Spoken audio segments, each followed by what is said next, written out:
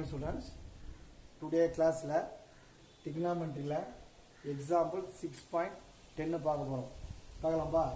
sin by 1 plus cos a plus sin by 1 minus cos a equal to 2 cosecant a ன்னு prove பண்ணனும். சரிங்களாப்பா? LHS எடுத்துலாமா? LHS sin a by 1 plus cos a plus sin a by 1 minus cos a.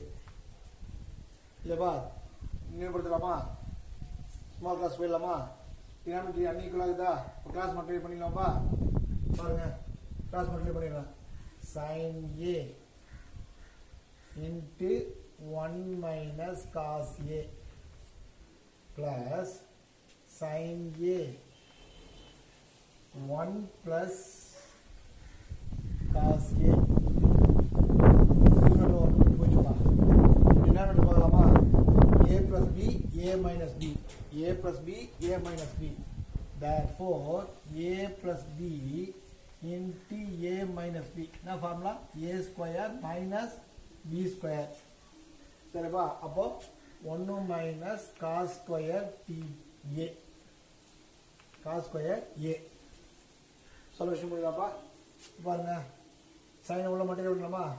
sin a 1 into sin a sin a plus into minus minus sin a cos a, ஓகேவா? plus 1 into sin a sin a plus into plus plus sin a cos a, ஓகேவாமா? by இதெல்லாம் சொல்ல identity சொல்லலாம் இல்லையா? therefore 1 minus cos square a equal to sin square a.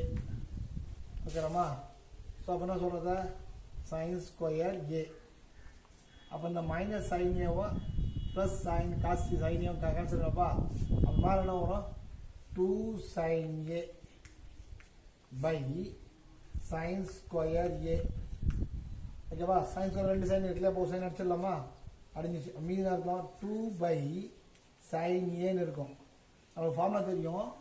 therefore cosecant a equal to 1 by sin a அப்படின்னு தெரியும்.